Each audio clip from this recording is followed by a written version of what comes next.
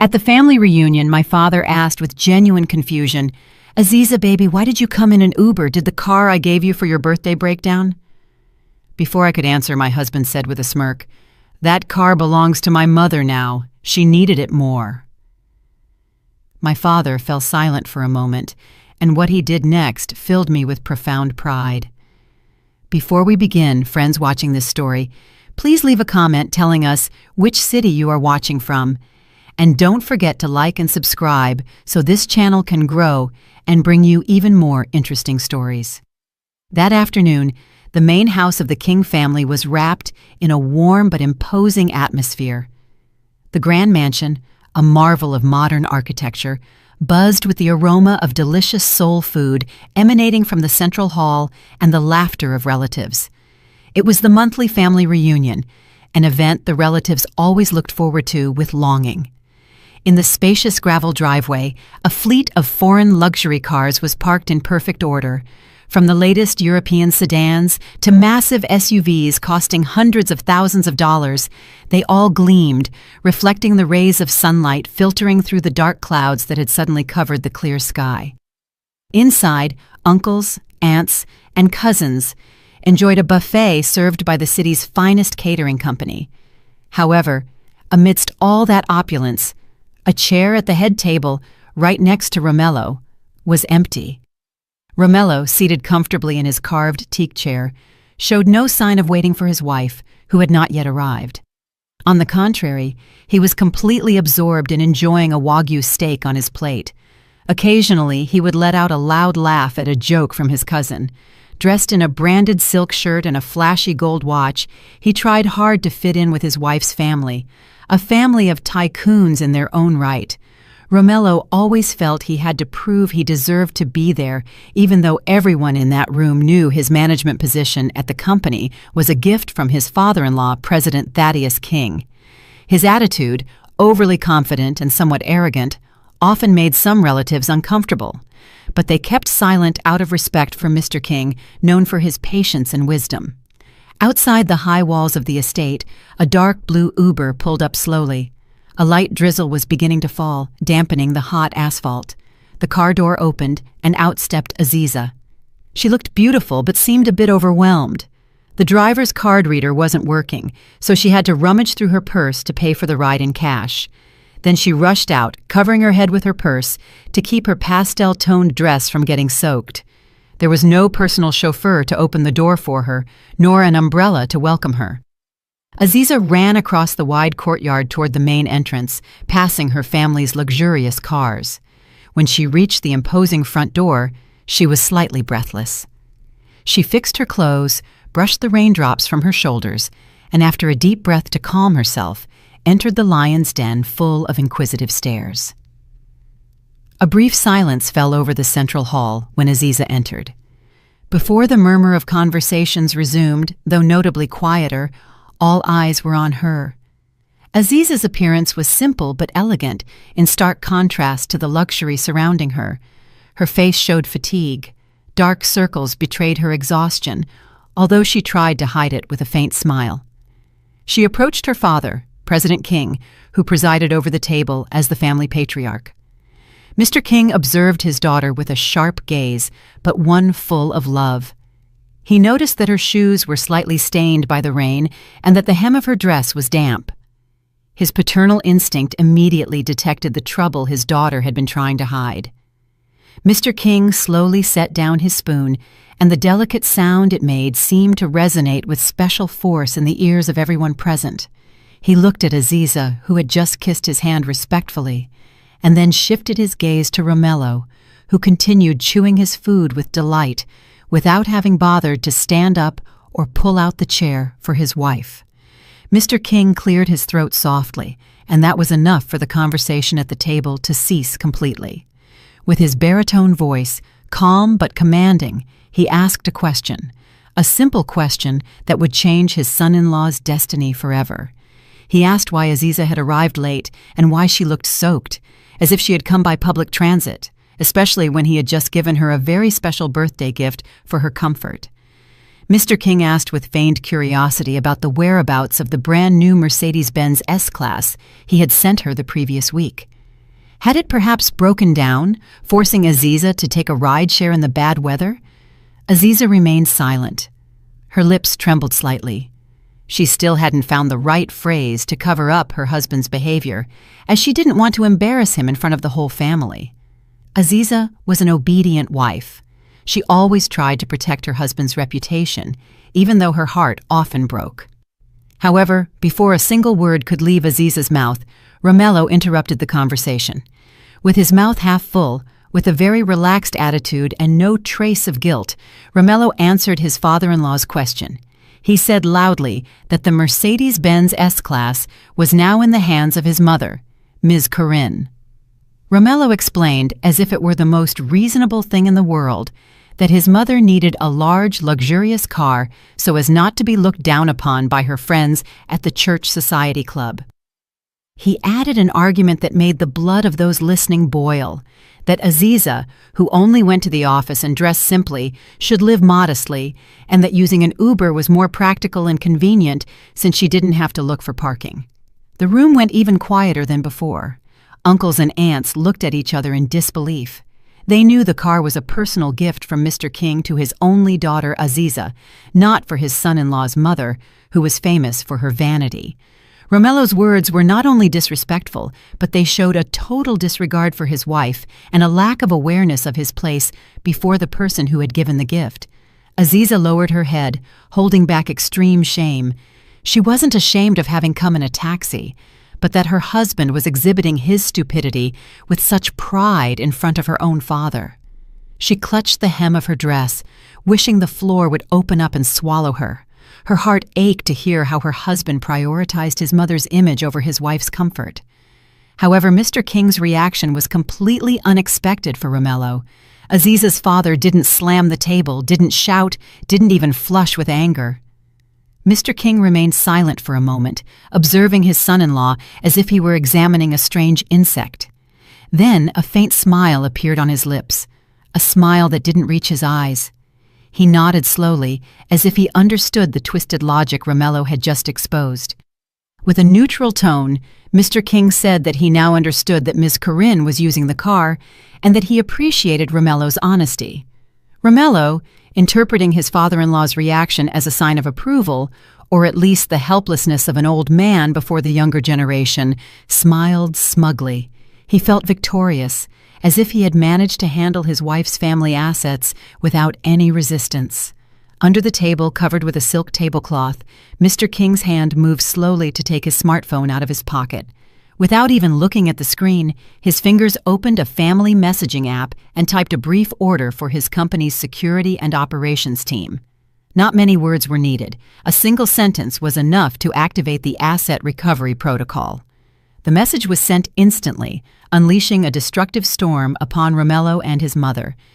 Mr. King put his smartphone back, lifted his coffee cup, and took a sip with delight, as if he had just signed a very lucrative business contract. His eyes rested gently on Aziza, sending her a silent signal that everything would be okay, that her father had the situation under control. Romello, oblivious to everything, continued eating avidly, unaware that the sword of Damocles hung over his head, ready to cut his arrogance at the root. Meanwhile, in another part of the city, a contrasting scene was unfolding at a luxury shopping mall, the meeting point for the city's high society. Not even the cloudy sky could dampen Ms. Corinne's desire to show off her new toy. In the valet zone of the majestic main lobby, a gleaming black Mercedes-Benz S-Class was parked, deliberately a bit crooked so everyone would see it. Ms. Corinne stood next to the car with her chin held high. She was dressed from head to toe in colors that didn't match. In a clumsy attempt to flaunt luxury brand logos, an imitation crocodile skin purse hung from her arm, and her fingers were loaded with excessively shiny gold rings.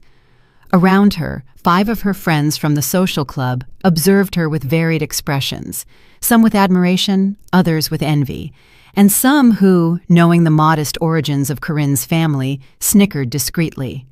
But today, the stage belonged to Corinne.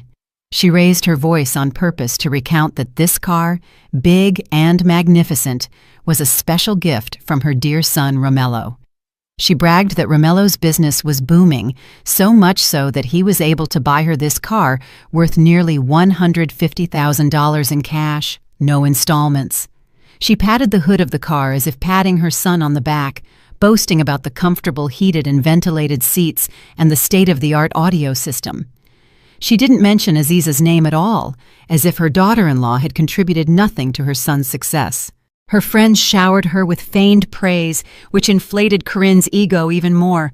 They praised what a good son Romello was, and how lucky Corinne was to have a son so successful and respectful of his parents. Corinne absorbed all the flattery like a sponge, feeling on top of the world. She even allowed herself to throw a hint at one of her friends, who had arrived in an older sedan, suggesting it was time to change cars for safety and comfort. Satisfied after almost half an hour of exhibition, Corinne finally decided to end the gathering. She said goodbye as elegantly as possible, saying she had to go to her usual beauty salon for a facial. Corinne pressed the button on the handle to open the car door and slid into the cool interior that smelled of new leather. She sat in the driver's seat, straightening her back to appear taller, and waved once more to her friends, who were still on the lobby sidewalk observing her departure. With total confidence, Corinne pressed the start button. But that was where her nightmare began. Instead of the smooth purr of the engine, a long, sharp, deafening alarm sounded. The instrument panel that normally glowed with futuristic graphics turned completely red. All the warning lights flashed at the same time like the lights of a broken disco, creating an atmosphere of panic in the confined cabin. Before Corinne could understand what was happening, the automated voice of the car's computer system resonated loudly through the premium speakers she had bragged about so much. The voice was cold, monotone, and robotic, but the message was very clear. Alert! Unauthorized use of an asset detected. Security system activated.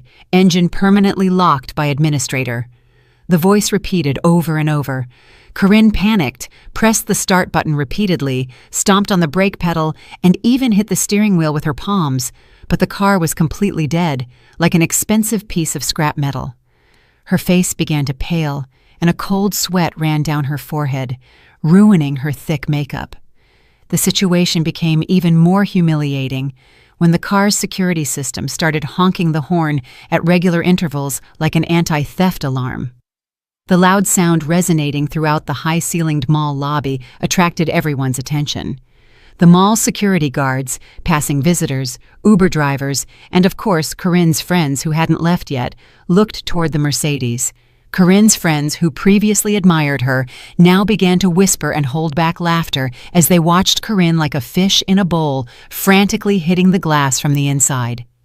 Corinne tried to open the door to escape the shame, but the central locking system, remotely controlled by Mr. King's IT team, had automatically locked her in. She was trapped in her own luxury car, turned into a free show for hundreds of pairs of eyes. At the headquarters of Mr. King's company, a young IT specialist watched his monitor with an impassive face. He had just executed a priority order from the company owner. On his screen, the status of the vehicle with that license plate read, "Locked. User unauthorized." The employee typed the next command. Unlock doors after a 3-minute interval for maximum psychological impact, and simultaneously send the current location signal to the asset recovery team already on standby in the area. In the distance, in the mall lobby, those 3 minutes felt like 3 years to Corinne. She saw her friends take out their phones, not to help, but to record the ridiculous incident. She screamed for help, but her voice was drowned out by the car's soundproof glass. She cried hysterically. Her eye makeup ran, turning into a black liquid streaking down her cheeks, destroying the image of the high society lady she had tried so hard to build. When the door locks finally released automatically with a loud click, Corinne didn't get out immediately. She was too exhausted and in shock. But she had no choice, because in the distance, a bright orange tow truck with a large corporate logo was already entering the lobby area, making its way through the crowd. The employees who stepped out of the truck were not typical disheveled operators, but two security agents, robustly built with determined faces, dressed in black tactical uniforms. They carried a folder with legal asset seizure documents and walked with a firm step directly toward Corinne's car. It was then that Corinne realized this wasn't a simple engine failure. It was a counterattack, and she was on the front line of the battlefield, with no weapon other than her already shattered pride. The atmosphere in the mall lobby, normally bustling with visitor activity, had now transformed into a stage of tension and comedy. The arrival of the huge orange tow truck, with its emergency lights spinning silently, parted the crowd like Moses parting the sea. On both sides of the truck, the name of the business conglomerate King Enterprises Property was clearly inscribed, a name highly respected in the American business world. The two burly security agents who stepped down from the truck were not just any operators. They wore impeccable black uniforms with the company insignia on their chests and communication earpieces. Their faces were blank, cold, and professional, and there was not an ounce of hesitation in their steps as they headed toward the Mercedes-Benz S-Class, stalled in the middle of the VIP drop-off zone. Corinne was still trapped in the car, breathing with difficulty. The tinted windows prevented her from clearly seeing the expressions of the people outside, but she could feel the hundreds of pairs of eyes fixed on her. Her heart pounded, a mixture of fear and the pride she still had left. One of the security agents tapped firmly on the driver's window, startling Corinne. She tried to scream at them to leave, but her voice didn't penetrate the glass. The agent wasted no time. He took out a small electronic device and held it near the door handle. Immediately, the car lock opened with a loud click. The driver's door swung wide open, letting in the warm lobby air and the murmur of the crowd into the cool cabin. The security agent leaned in slightly, but there was no trace of kindness in his tone. He asked Ms. Corinne to exit the vehicle, as they needed to secure the company asset immediately. Corinne, feeling her pride trampled, exploded in anger. She clung to the steering wheel with all her might and refused to move. With a cracking voice, she shouted that the car belonged to her son, Romello, and that no one had the right to take it from her. She threatened to call the police and report them for theft. Corinne's hysterical screams echoed against the lobby ceiling, and mall visitors moved even closer to see who this middle-aged woman causing such a scene was. Several people took out their phones, activated the camera function, and began recording the embarrassing incident in real time. The security agent didn't get carried away by emotions. Calmly, he took out a plastic folder containing official documents. He showed the stamped and signed asset recovery order. With a voice loud enough for the front row of the crowd to hear, he explained that the vehicle in question was registered as an operating asset of Mr. Thaddeus King's company, and that at that moment it was being misused by a person without written authorization. The words company asset and misused resonated in the ears of Corinne's friends who were still standing on the sidewalk, stunned. Their expressions changed from confusion to contempt. The rumor began to spread that the luxury car Corinne bragged about so much was actually her daughter-in-law's father's company car, not the fruit of her son's success. As Corinne continued to resist and refuse to get out, the security agents finally took firm measures following protocol. One agent signaled to his partner. With agility, but without hurting her, they pried Corinne's hands off the steering wheel. Corinne kicked like a spoiled child. Her feet flailed in the air, but the strength of a middle-aged woman who barely exercised was no match for two trained guards. In a matter of seconds, Corinne was dragged out of the car. She stumbled and would have fallen to the asphalt if she hadn't grabbed a lobby pillar to keep her balance. Her imitation purse fell, and its contents spilled onto the floor. Cheap lipstick, crumpled tissues, and a bulging wallet containing only old receipts. The next scene was the culmination of all the humiliation. The tow truck operator quickly hooked the front bumper of the Mercedes. The towing machinery roared and gently lifted the massive car onto the truck bed. Corinne ran and banged on the side of the truck, crying and begging them not to take the car. She screamed Romello's name, as if her son were going to suddenly appear to save her, but no hero arrived. The truck drove away slowly, taking with it the symbol of social status Corinne felt so proud of. She was left alone in the middle of the driveway. Her hairstyle, once so elaborate, was now undone, and the running mascara gave her a ghostly appearance in broad daylight. No one around helped her. They were too busy uploading videos of the incident to social media.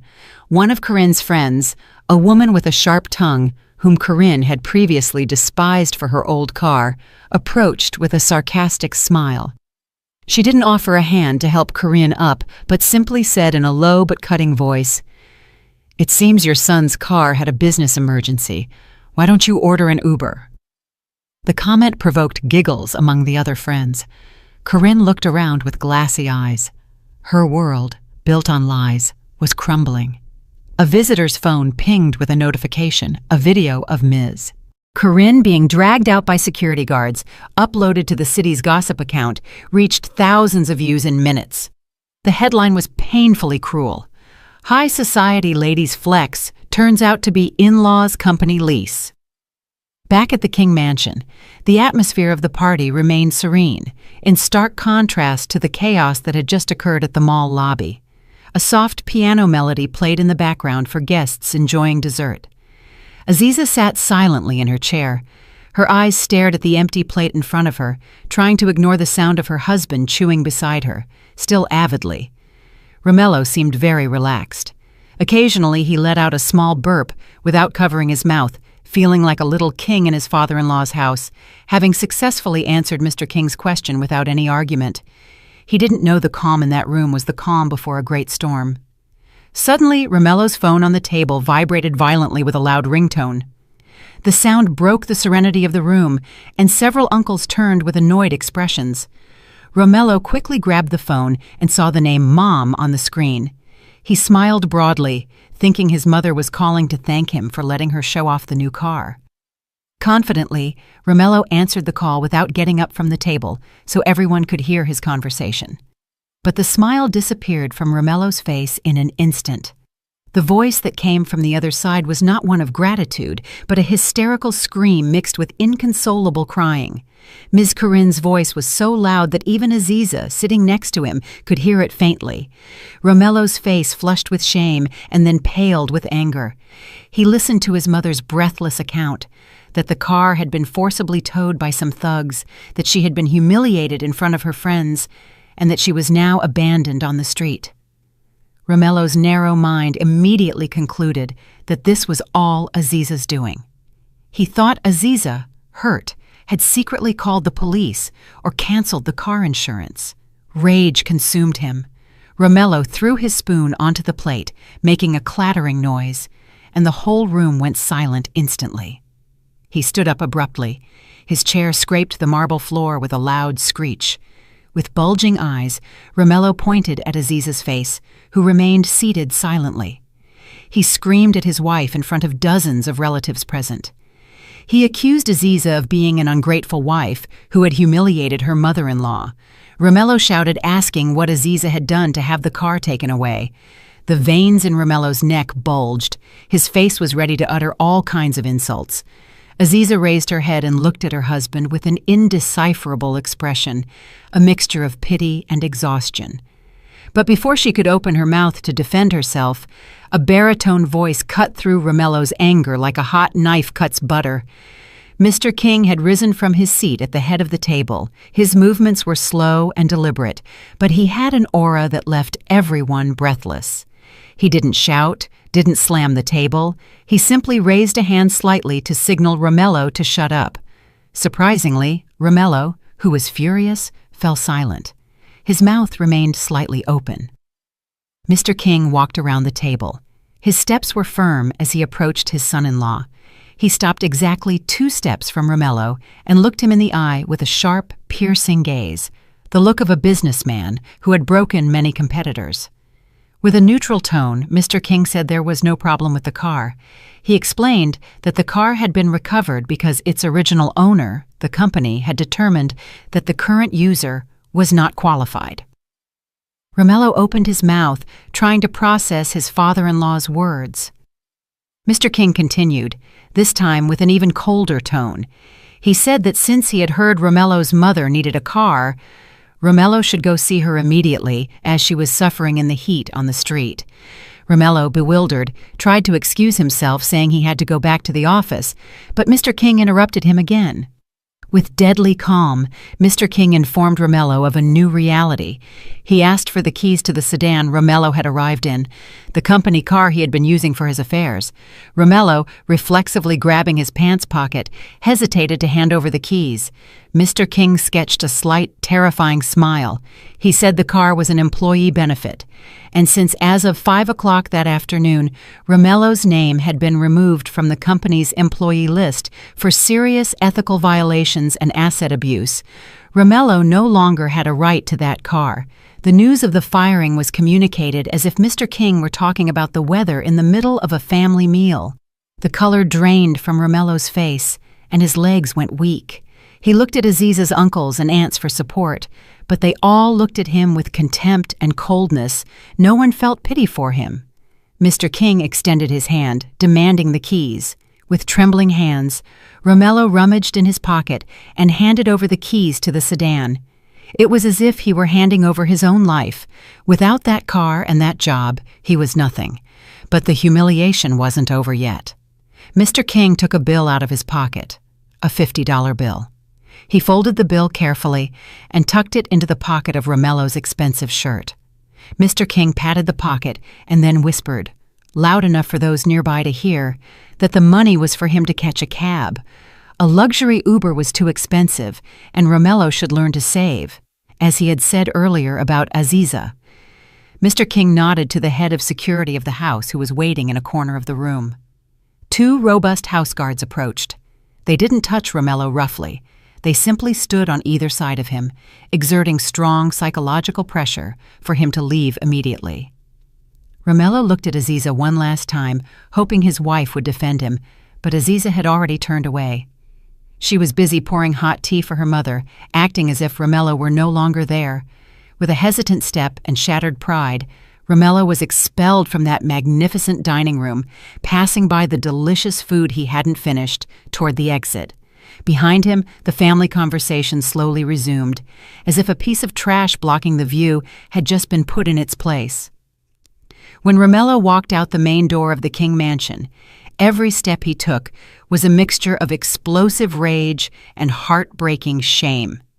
The 2 burly security guards escorting him followed him to the high wrought iron gate. They didn't say a word, but their looks screamed that Romello was now nothing more than trash, to be removed immediately from that luxurious property. When the automatic gate closed slowly behind him with a heavy metallic sound, Romello felt as if the door to a life of comfort had closed forever.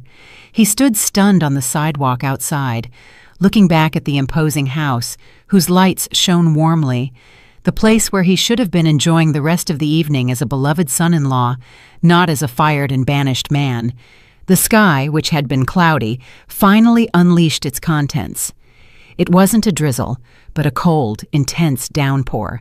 It was as if nature itself were joining Romello's humiliation party. Romello hurriedly took shelter under a tree on the side of the road, whose leaves weren't dense enough to protect him from the water's attack. The expensive silk shirt, bought with Aziza's supplementary credit card, was now soaked and clinging to his skin. Desperate, he searched his pants pockets and took out his smartphone, its screen slightly wet from raindrops. With trembling fingers, he opened the rideshare app. He had to get out of there quickly before a neighbor or acquaintance of his father-in-law saw him standing on the street like a beggar. But a new problem arose.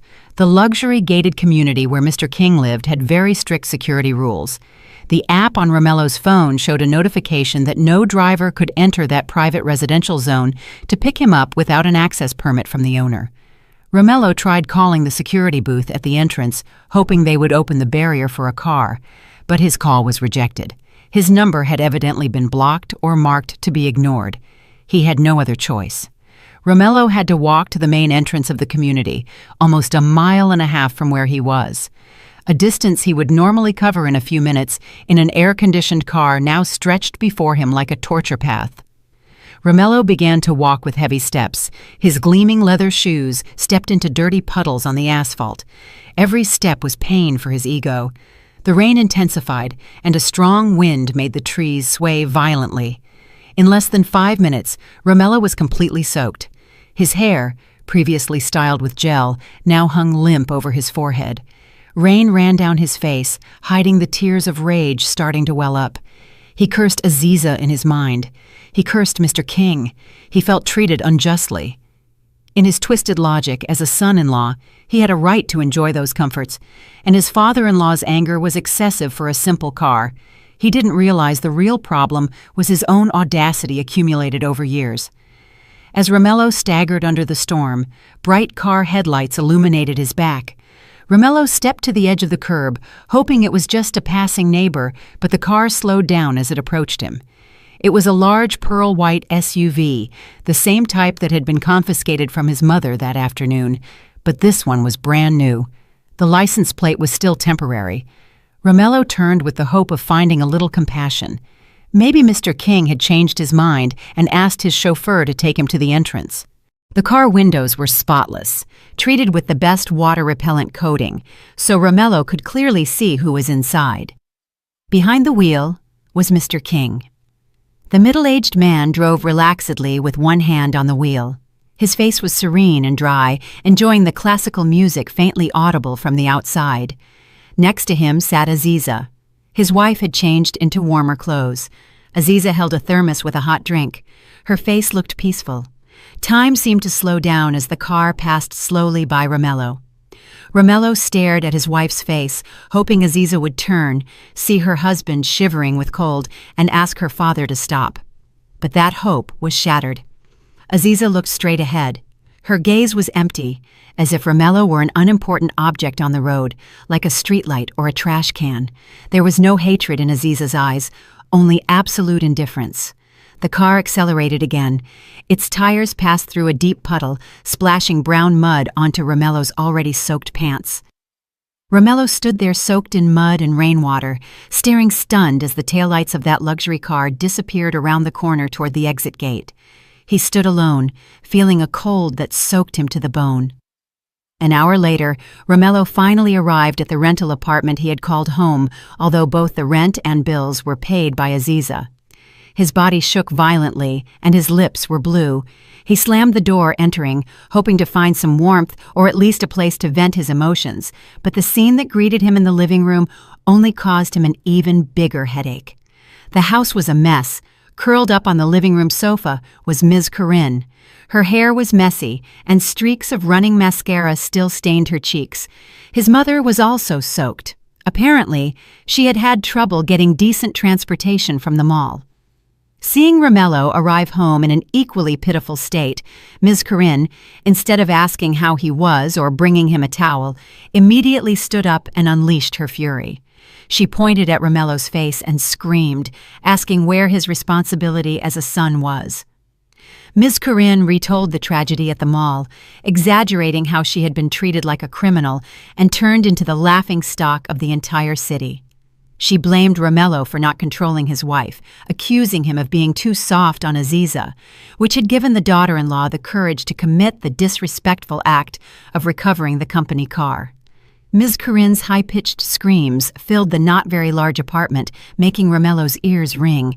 Physically and mentally exhausted, Romello couldn't take it anymore. For the first time in his life, he responded to his mother's screams. He threw his briefcase on the floor and shouted that all this had happened because of his mother's greed and her desire to show off. Romello said that because his mother hadn't been able to keep her mouth shut about the car's ownership, he had been fired, kicked out, and humiliated in front of Mr. King's entire family. Miss Corinne fell silent for a moment upon hearing the word fired, eyes wide. But that woman's ego was too big to admit a mistake. Instead, she flipped the script. She said the firing wouldn't have been a problem if Romello were truly as successful and rich as he had always bragged.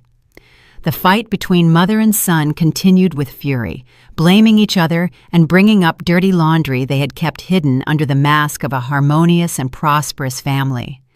The argument only stopped when their stomachs growled loudly in unison. Hunger overcame emotion. They realized they hadn't eaten anything since noon.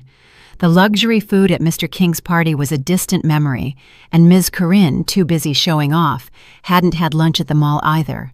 Hunger, combined with stress and the exhaustion of being soaked by the rain, felt painful. Romello let out a long sigh, trying to swallow his pride. He sat on the sofa, wet from his clothes, and took out his phone again.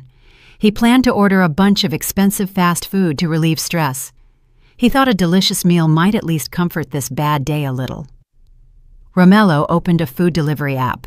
His fingers quickly selected the family meal from his favorite fried chicken spot. He added several sides and a large drink. The total bill came to almost $30. Without hesitation, he pressed the order button and selected the credit card payment method saved in the app. The loading circle spun on the phone screen. Romello swallowed, imagining the hot, crispy chicken. But instead of an order accepted notification, a red error message appeared on the screen. Transaction failed. Payment declined by card issuer. Romello frowned. He thought it might be a network glitch. He tried again.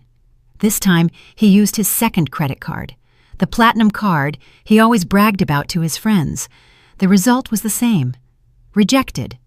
A cold sweat began to form on his temples, mixing with the rainwater that hadn't yet dried.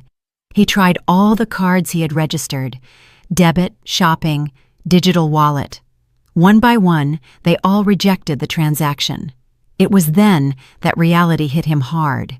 He had just remembered that all those cards were supplementary authorized user cards, whose primary account was Aziza's payroll account. All this time, Aziza had financed his lifestyle, and Romello had simply swiped the card. Romello's fingers trembled violently. He opened his mobile banking app to check the balance of his personal account, his salary account from working at Mr. King's company. The number that appeared on the screen left him helpless. $150. That was all the money he had earned by himself. The rest had already been spent last month on installments for his mother's appliances, and that account, furthermore, would likely be about to be frozen since he had been fired. Romello looked at Miss Corinne with a pale face. He stammered that he couldn't use any of the cards, that Aziza had blocked everything. Ms. Corinne screamed in frustration and threw a sofa cushion at Romello, lamenting her fate of having to go hungry in her own home. As if that suffering weren't enough, suddenly a sharp, continuous beep was heard from the electricity meter outside the house. It was the warning sound that the prepaid electricity balance was at a critical level. Romello and Ms. Corinne looked at each other with eyes full of fear. All this time, the meter had always been recharged automatically by Mr. King's personal assistant, who managed logistics for his children. Now there were no such facilities. That beep sounded like the countdown of a ticking time bomb. Romello reached into his pocket for the cash Mr. King had given him earlier. The $50 bill was soaked and crumpled. Before he could even think about running to the corner store to buy a recharge card, a loud click was heard. Instantly, all the lights in the house went out. The fan stopped, and the TV went black. Total darkness enveloped them. The rental apartment plunged into total darkness, illuminated only by occasional lightning seen through the window. In that darkness, Miss Corinne's sobs could be heard. She had started crying like a scared child. Romello leaned back on the sofa in the dark, stomach aching from hunger, body shivering with cold, and wallet empty. That night, for the first time in his pampered life, Romello felt what true poverty was: no food, no light, and no way out.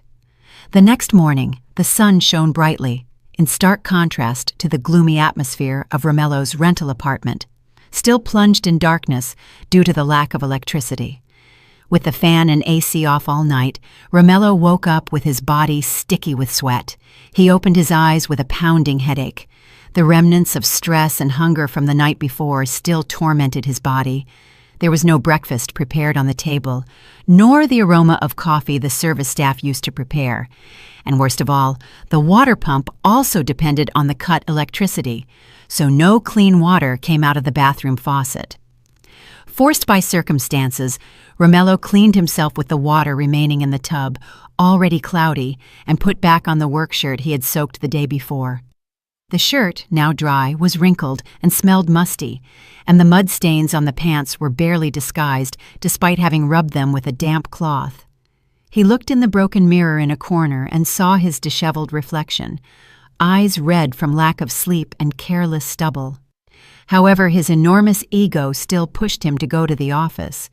In his mind, which still denied reality, he thought yesterday's firing was just an emotional threat from Mr. King. He was convinced that if he went and apologized, or at least showed a dedicated work attitude, his father-in-law would soften. The commute to work, which he normally did comfortably in an air-conditioned sedan, became torture. Romello had to walk to the main road and squeeze onto a crowded city bus, full of the smell of sweat from thousands of other passengers. He stood pressed near the door, trying to avoid getting his shoes stepped on and holding back nausea caused by an empty stomach. Upon arriving at the financial district downtown, Romello walked with forced uprightness toward the skyscraper owned by Mr. King. He fixed his shirt collar, trying to regain the dignity he had already lost. But the looks from some of his former colleagues he crossed on the sidewalk were different. They didn't greet him. Instead, they looked away or looked at him with mockery while whispering. Apparently, rumors about what happened at the party and his mother's viral video had spread faster than his steps. Romello entered the majestic lobby of the building with its gleaming marble floor. He headed toward the automated turnstiles and took out the employee badge hanging from his neck. With a movement that had become muscle memory over the last 3 years, he swiped the card over the scanner. Normally, the light turned green and the turnstiles opened, but this time the machine emitted a long, sharp buzz, and the light turned bright red. The words, "Access denied," appeared clearly on the machine's small screen. Romello, feeling shame rise in his throat, swiped the card again. 1, 2, 3 times. The line of employees behind him began to murmur with impatience. That rejection sound was like a siren announcing his pariah status. Before Romello could hit the machine in frustration, 2 burly building security guards were already in front of him. One of them was the head of security whom Romello used to order to buy him cigarettes or carry his mother's shopping bags. But today, that guard's gaze was cold and distant, as if he were seeing a suspicious stranger.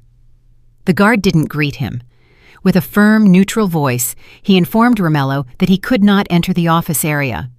The order came directly from the board of directors, and Romello's name was already on the building security blacklist. Romello tried to reply, shouting that he wanted to see the HR director to clear up the misunderstanding, but the guard shook his head firmly.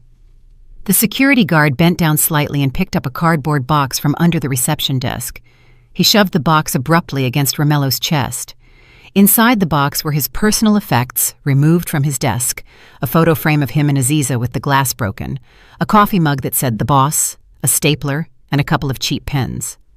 On top of that pile of junk was a sealed white envelope with the company's official logo. It was the termination letter. With trembling hands, Romello opened the envelope. His eyes scanned the legal terms, harsh but deadly. The reason for dismissal was written in bold. Serious violation of ethical code, misuse of company assets, and conduct detrimental to corporate image.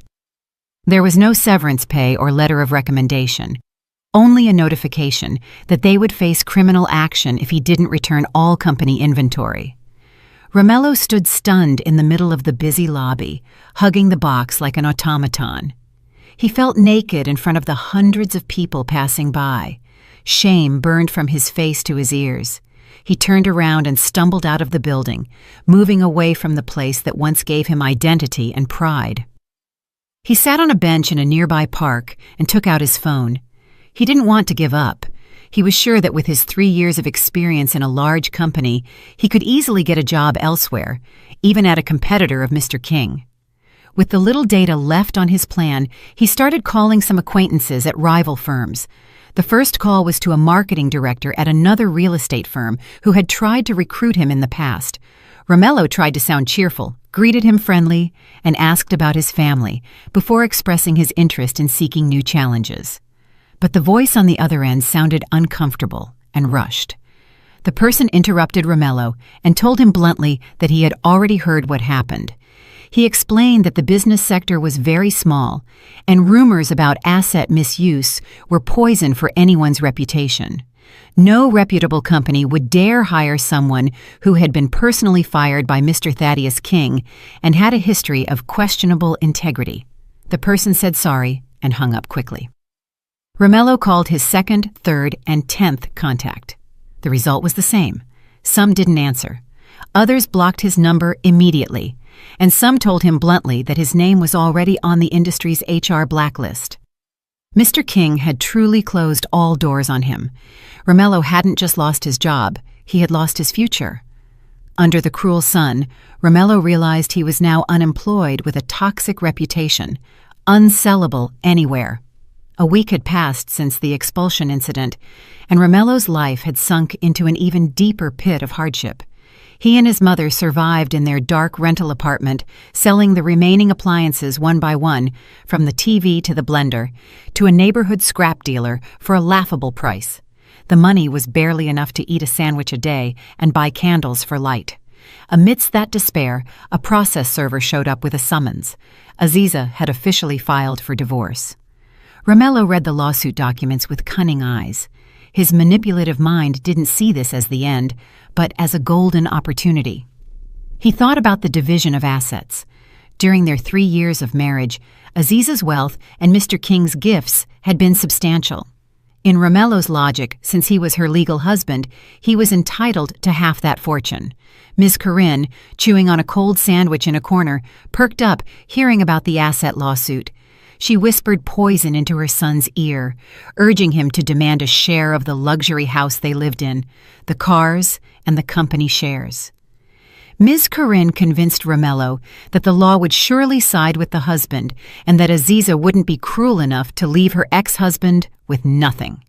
With the last money they had left, Romello hired a cheap lawyer with an office in a strip mall on the outskirts of the city, a lawyer who bragged more than he won cases.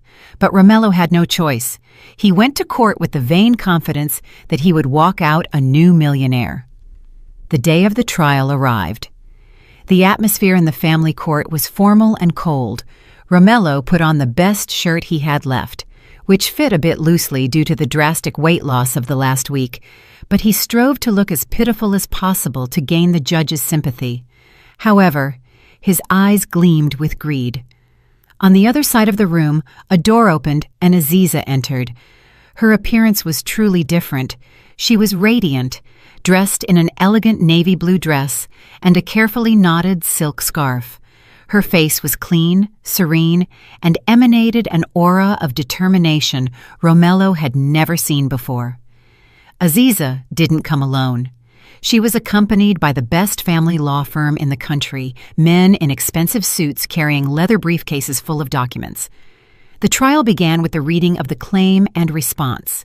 When it came time to discuss marital assets, Romello's lawyer attacked immediately with an exorbitant demand. He demanded a division of assets worth several $1,000,000, claiming Romello had contributed to managing the family business and maintaining the stability of the home. Romello even shed crocodile tears, saying he had been kicked out inhumanely without a cent. He demanded compensation for material and moral damages. Ms. Corinne, sitting in the audience, nodded. Her eyes shone, imagining the money they would receive. But the smile of victory on Romello and his mother's faces didn't last long.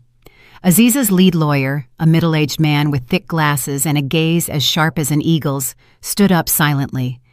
He didn't refute Romello's claims with emotional words, but with data. He asked the court for permission to present evidence from a forensic audit of household finances during the 3 years of marriage. The lawyer opened a large box containing a stack of bank statements, credit card bills, and transfer receipts, as thick as a brick. He began to present shocking facts. It turned out that during the marriage, Romello hadn't contributed a single cent to household expenses. His meager salary was always spent entirely on his personal expenses and Ms. Corinne's lifestyle. Worse yet, Aziza's lawyer demonstrated that all the luxurious facilities Romello and his mother enjoyed, trips abroad, Ms. Corinne's designer bags, jewelry, and even the renovation of his mother's house in her hometown, were paid for with the supplementary credit card in Aziza's name. Legally, the use of funds without written permission and outside reasonable living expenses for the couple was classified as debt. The lawyer presented a summary indicating that the total of Romello and his mother's hedonistic expenses amounted to the fantastic figure of over $300,000. The court fell silent. The figure was so large, the judge frowned and looked at Romello with inquisitive eyes. Romello paled. He tried to reply that they were gifts from his wife. But Aziza finally spoke. With a soft but firm voice, she stated under oath that she had never authorized the use of such a large sum for her mother-in-law's luxuries. She said that she, on the contrary, often had to save to finance her business. Aziza revealed she had kept silent all that time because she wanted to save her marriage. But since Romello had initiated the lawsuit for division of assets, she had the right to recover her money. Aziza's lawyer presented a counterclaim. He demanded that Romello return all the money or that assets bought with that money be seized as compensation for damages. The judge's gavel fell with a thunderous sound that sounded like a death sentence for Romello's future. The court, after examining the irrefutable evidence, decided to grant Aziza's divorce petition and dismiss all of Romello's asset division claims. Furthermore, the judge ruled that Romello's obligation to return the illegally used funds had been proven. As a guarantee, the judge ordered the seizure of any asset in the defendant's or his family's name proven to have been purchased with that flow of funds. This meant the deed to Ms. Corinne's only house in her hometown, whose mortgage had recently been paid off with Aziza's credit card money, would be seized by the state for auction. Hearing the verdict, Ms. Corinne screamed hysterically in court. Her body convulsed and her eyes bulged, as if she couldn't believe her own greed had become a boomerang destroying the last assets she owned. She fainted on the courtroom floor, causing a commotion. Romello sat motionless in his chair, his body weak, as if his bones had been removed. He looked at Aziza, hoping to see some compassion in the eyes of the woman who once loved him. But Aziza had already stood up, fixed her clothes, and walked out of the court without looking back a single time. Behind her, medical staff entered to take Ms. Corinne away. Meanwhile, Romello realized he had just dug his own grave. He had come to get rich, but he was leaving destitute with a debt of hundreds of thousands of dollars. After the judge's gavel strike in family court, Romello and Ms. Corinne's life took a 180-degree turn. The execution of the asset seizure was much faster and crueler than they had imagined. The only house in their hometown, which she had always boasted about as a symbol of her son's success, now had a flashy red sign with the words, "Seized by the state." Without a place to return to, without assets to mortgage, and without money in the bank to rent decent housing, they were left on the street. They were forcibly evicted from their previous rental apartment for not paying rent for 2 consecutive months and were now abandoned in a crowded slum on the outskirts of the city. Their new residence was at the end of a narrow, damp alley where sunlight barely reached, blocked by touching roofs. The walls of the shack were exposed brick, unplastered. The asbestos roof leaked everywhere, creating damp spots on the ceiling, and the air inside was stifling, mixed with the smell of stagnant sewage right in front of the rotting wooden door. In that cramped space, luxury was a forgotten word. There was no fluffy spring mattress to comfort their backs, no air conditioning to cool their skin. Only a thin mat on the cold concrete floor served as a bed for both. Every night they had to sleep hungry, accompanied by the buzzing of fierce mosquitoes and the noisy sound of rats running across the roof. Ms. Corinne, who once always looked splendid thanks to $1,000 facials and designer clothes, now looked like a completely different person. Her face was dull and greasy, and stress lines caused by malnutrition began to appear prominently and deeply. Her hair, always carefully styled in expensive salons, now often hung limp and smelled musty, tied carelessly with a rubber band from a food package. There were no more high society friends to praise her, only neighbors who looked at her with suspicion. Every day, Ms. Corinne had to get up before dawn, not to do her usual morning exercise or prepare for a social club meeting, but because she had started working as a washerwoman for her neighbors, most of whom were factory workers. To avoid starving, this fake ex-society lady had to lower herself to do the hard labor she once deeply despised. Her hands, once soft and holding only porcelain teacups, were now rough, calloused, and cracked from exposure to cheap detergent that burned her skin. She often cried alone in public bathrooms while scrubbing stains from other people's clothes, lamenting her fate of having to become the servant of people she once considered low status. But her neighbors showed her no compassion. On the contrary, they often mocked and scolded her for her slow and unclean work, and for still complaining about the quality of the laundry soap. Romello's situation wasn't much better. In fact, one could say he suffered a more severe mental breakdown than his mother. The college degree from a prestigious university, which he once felt proud of every time he applied for a job, was now worth less than fast food wrapping paper. The stigma of being a dishonest employee, an embezzler of assets, and a person fired dishonorably from Mr. King's major company caused him to be instantly rejected by all corporations. Even small businesses needing administrative staff were reluctant to hire someone with a history of integrity as bad as Romello's. The corporate world had firmly closed its doors to him. Finally, to eat, Romello had to swallow the enormous pride he once held. He accepted odd jobs as a loader at the city's central produce market.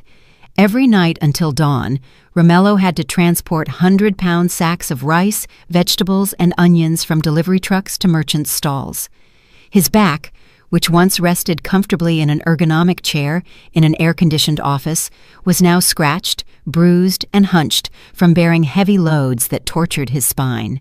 His skin, once carefully groomed, was now sunburnt, dark, greasy, and full of dirt that was hard to remove even with soap.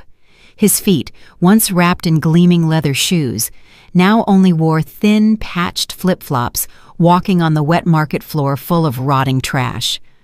Romello often had to fight with stronger porters for a loading job and was frequently pushed and fell into the mud, becoming the laughingstock of the market people, who didn't know he was once an arrogant young executive.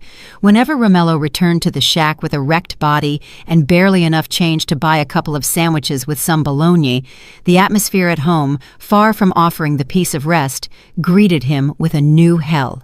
The fights between mother and son became an inevitable routine. Ms. Corinne, unable to accept her hard life, kept blaming Romello for all her suffering. With a shrill voice, she cursed Romello for being a useless and stupid son who hadn't known how to take care of his rich, good wife, Aziza. She kept bringing up the past, saying that if Romello had been smarter to gain Mr. King's favor and hadn't been so honest about the car, they wouldn't have ended up in this dump.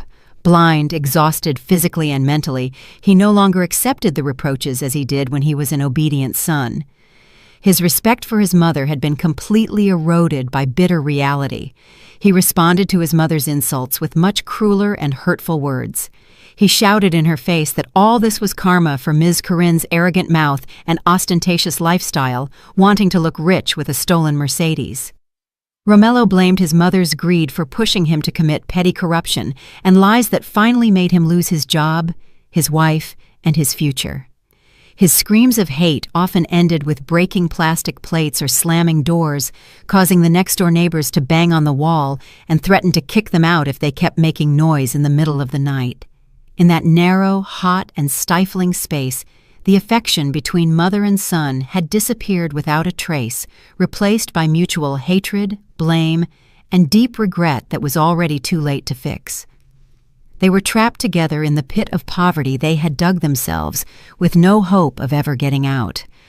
5 years is not a short time for the wheel of fate to make a complete turn. A year had passed since the storm of ruin hit Romello and his mother, erasing every trace of the false luxury they once enjoyed. Time marched on, indifferent to their miserable fate.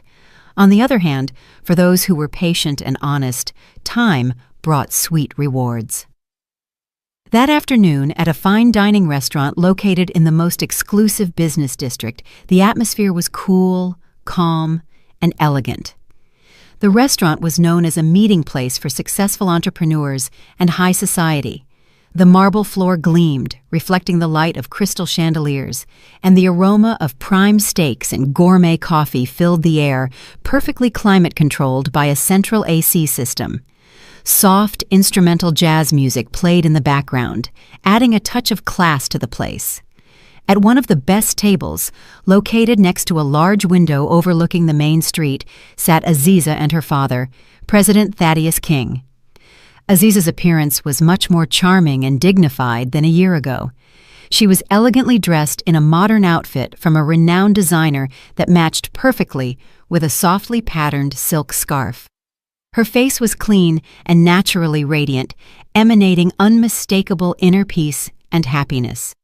There was no trace of sadness, mental pressure, or swollen eyes, unlike when she was Romello's oppressed wife. Aziza was now a complete, independent, and respected woman.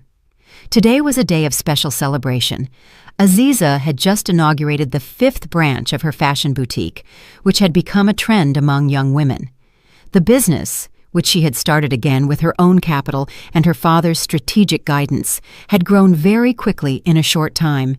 She had proven to the world, and especially to herself, that she could stand firm on her own feet without the shadow of her father's great name. Mr. King looked at his daughter with overflowing pride and affection. The elderly gentleman looked healthy. His smile was wide and free as he listened to Aziza speak enthusiastically about her business expansion plans to enter the export market in neighboring countries. They laughed together, enjoying a chocolate cake dessert, celebrating a true victory in life. For Mr. King, seeing his daughter break free from a harmful parasite and become a strong woman was incalculable happiness, much more valuable than any luxury car he had bought. Amidst their warm and laughing conversation, Aziza's gaze casually drifted toward the huge window beside them. The glass, thick and soundproof, perfectly separated two opposing worlds. The quiet, fragrant, and luxurious world inside the restaurant, and the noisy, hot, dusty, and cruel world outside. On the sidewalk of the avenue in front of the restaurant, there was a huge traffic jam due to lunch hour. Aziza saw a small altercation in an illegal parking zone, not far from the restaurant lobby entrance.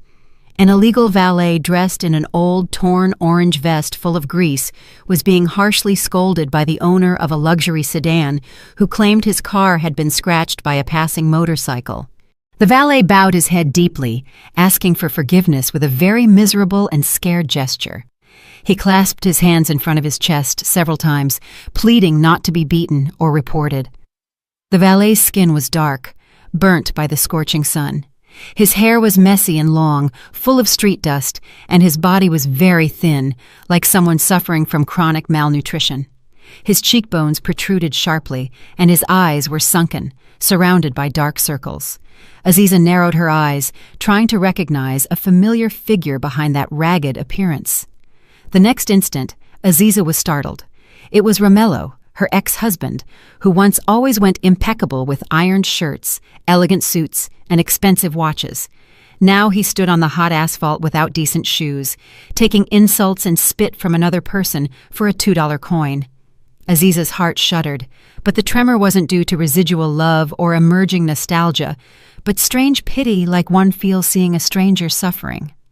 Aziza's gaze drifted to the sidewalk opposite where Romello was. There, an old woman in old clothes and faded pajamas was sitting on her knees. She was selling small packs of tissues and masks to passers-by with a pitiful face. Her face was covered in street dust and sweat. Her wrinkles had become deeper, but Aziza could still recognize Ms. Corinne's features very clearly. The woman who once boasted proudly of her imitation bags in malls and insulted Aziza at every social club meeting, calling her barren and stupid, now had to extend her hand on the street, hoping for people's compassion, to buy a pack of tissues for $1. The scene contrasted too much with the last memory Aziza had of them. It was as if an invisible thread, or perhaps fate, wanted to show her the end of the play. Romello, who had just been reprimanded by the car owner, turned his head toward the luxury restaurant building. Maybe he wanted to escape the scorching sun for a moment, or maybe he just wanted to see the comfortable life he could no longer enjoy. His eyes pierced the transparent glass and met directly with Aziza's, who was looking at him. For Romello, time seemed to stop. He froze on the spot. His feet seemed nailed to the hot asphalt. Romello saw his ex-wife sitting in there. so beautiful, clean, radiant, and happy. He saw Aziza surrounded by the luxury he once felt and wasted. He saw that the delicious food on Aziza's table probably cost the same as his income for 3 months carrying sacks and parking cars. Shame, extreme regret, and the collapse of his ego hit Romello's chest so hard he ran out of breath and felt nauseous. He saw clearly what he had thrown overboard to follow his mother's irrational pride and greed. He wanted to scream. He wanted to call Aziza, wanted to run inside, kneel, and beg to be allowed back to the past.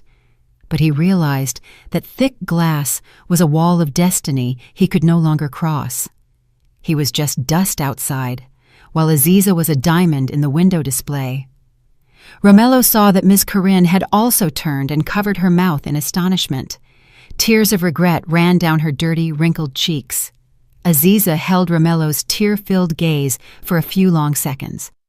On Aziza's face there was no anger, no smile of satisfied mockery, no burning vengeance. There was only a blank and serene look, the look of someone viewing a past that has ended and no longer has the slightest place in her life. Aziza slowly looked away, unilaterally breaking that eye contact. She looked back at her father. Mr. King had also noticed Romello's presence outside, but chose not to give it importance. Mr. King simply nodded and smiled at his daughter, a silent signal that everything had passed. Aziza returned her father's smile softly, and then, with an elegant and determined gesture, called the restaurant waiter. When the waiter approached, Aziza asked him to close the window blinds, as the sunlight was too dazzling. The waiter nodded politely and slowly pulled the blind cord. The thick golden fabric descended inch by inch, slowly hiding the view of the street, blocking Romello's vision of Aziza, and separating the bright light inside the restaurant from the painful heat outside. The blind closed firmly, and for Aziza, the book of her past also closed forever. Meanwhile, for Romello and his mother, life in regret was a prison without bars they would have to endure until the day they died. In a modest coffee shop on the outskirts of the produce market, Romello sat lost in thought with an empty gaze. His appearance was now much older than his actual age. His hair, once thick and black, was now graying and thinning in some areas. The skin on his face was weathered by the sun, and his teeth were yellowed from smoking too much to relieve stress. He wore a faded political t-shirt and worn-out shorts. In front of him was a cup of watery black coffee and a cold donut, the only breakfast he could afford before returning to his vegetable loading job. The noise of the market and the shouts of merchants sounded like the background music of his gloomy life. Romello's attention drifted when the coffee shop owner turned up the volume on an old tube TV placed on a dusty shelf. The morning news was broadcasting a special report profiling an inspiring businesswoman who had triumphed in the global market. Romello's heart seemed to stop when he saw the face that appeared on the screen. It was Aziza, but the Aziza he saw on TV was very different from the one he knew. She was so elegant, dignified, and radiant, with an aura of true happiness. Aziza was being interviewed on the patio of a luxurious house, much larger than Mr. King's old house, surrounded by a beautiful flower garden. The camera focused on the figure standing next to Aziza, a handsome man with a kind smile and a tender look holding an adorable toddler in his arms. It was Aziza's new husband, a renowned architect known for being a religious and very family-oriented person. In the interview, Aziza, with shining eyes, said her success was due to the prayers and support of her current husband, who always treated her like a queen and asked for nothing more than their happiness together. Aziza also mentioned that, as a devotion from her dark past, she had just created a social foundation to help women suffering from family abandonment. In that success story, Romello's name was not mentioned a single time. For Aziza, Romello had been completely erased from history. He was nothing more than a small stone that made her stumble before she could finally run at full speed. Romello felt immense pressure in his chest, as if a large rock were crushing his lungs. He saw how perfect Aziza's life was. Now he saw true love in her new husband's eyes, something Romello never gave her, too busy chasing his mother's pride. Regret hit him like a huge wave hitting a rock, but this time the wave drowned him. Romello remembered Ms. Corinne, who had been bedridden for a year, paralyzed in their cramped rental apartment after suffering a mild stroke. His mother, once so arrogant, now only cried and raved in dreams, spending her old age in an adult diaper rarely changed due to lack of money and without any of her high society friends coming to visit her. With trembling hands, Romello left some coins on the coffee shop table and stood up, leaving behind the TV broadcast that still showed the happy laughter of Aziza's little family. He went out into the humid bustle of the market and loaded a heavy sack of onions onto his shoulders again. A light drizzle began to fall, hiding the tears that finally rolled down Romello's cheeks. He realized the hardest punishment wasn't poverty, but the awareness that he once held a diamond in his hands, but threw it away for a stone he thought was gold. Now he had to spend the rest of his life watching someone else's happiness from afar while he circled in the maze of endless regret. His story ended with justice perfectly written by fate. Did you like the story, and which city are you listening from? Let's meet in the comments. If you liked the story, you can support me by sending a super thanks so I can keep bringing more stories like this. Thank you so much for your sweet support. I'm looking forward to your comments on the story. On the screen, you can see 2 new life stories that I highly recommend. There's so much more on my channel. Don't forget to subscribe. See you in the next life story with love and respect.